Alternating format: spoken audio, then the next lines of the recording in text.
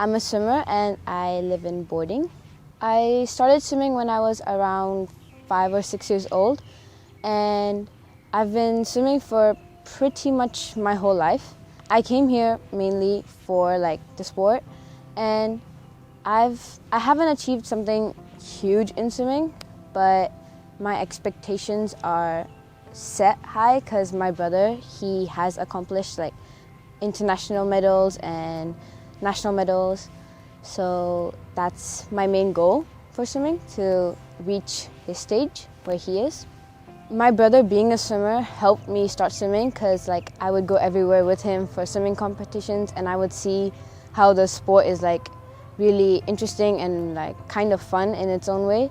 And that helped me get into swimming, and then slowly I started liking the sport myself. When I used to visit my brother in school, the first few days, after the holidays or something, I would see him training with his coach and the swim team, and I would it would be really different than what it was back home for me. And I would it was the way it was different made me like it more, because the stuff they did to become better as swimmers was stuff we knew really good athletes did, and I wanted to have that opportunity as well to do that.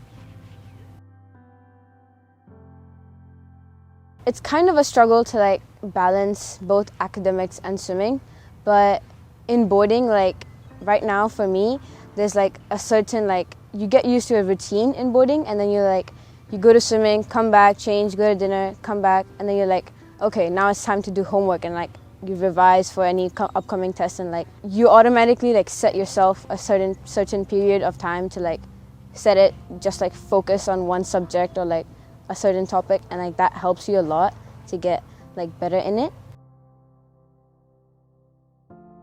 The boarding house parents are they're a combination of a lot of different relationships for me. Sometimes I can go to them for anything, honestly, and I can go to them as if I want to see a friend. Sometimes I can go to them and they'll respond to whatever it is I need to talk about as a friend. They're sometimes they're a parent to me, sometimes they're a friend, sometimes they're just someone to help me get over something, and it helps. Last year there was this one time when one of our friends, our whole friend group got mad at one of our friends for because she told one of our secrets to some other friend of hers that we weren't friends with, and we were all keeping distant from her. And I don't know exactly how she was feeling, but she went to our house parent to talk about it, because she felt really left out at that point. And then our house parent called all of us together, and then she kind of made the situation better by just telling us that sometimes people do make mistakes, but mistakes help you get better next time, you know.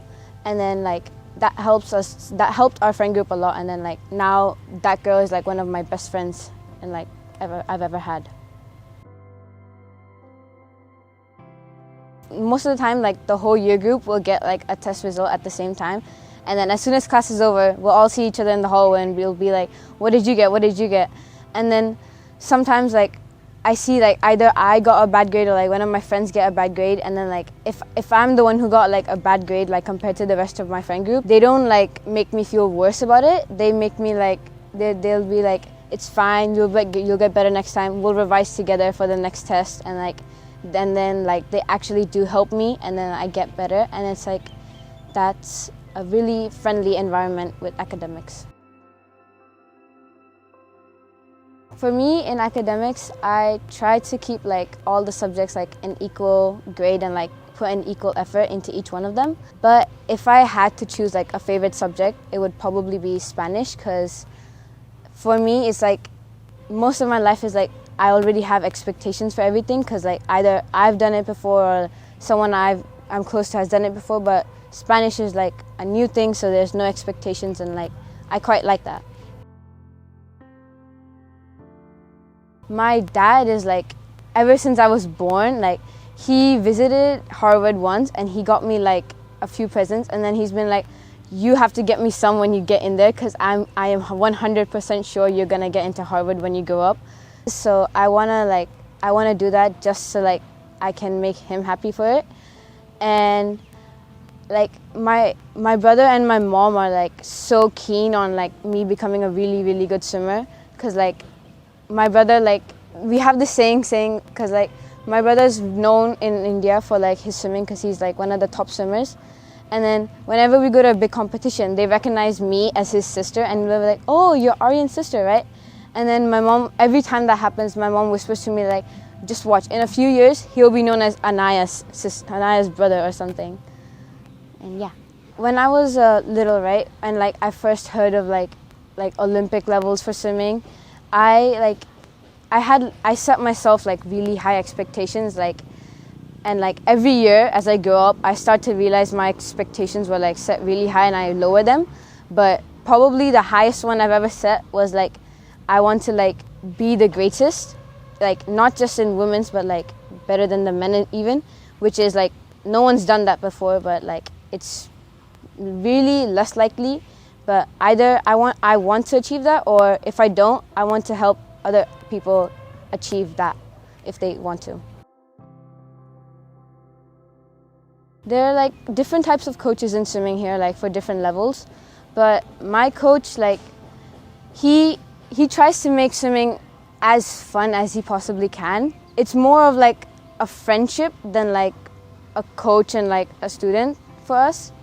And like that helps you take like away the stress of like being a sports person.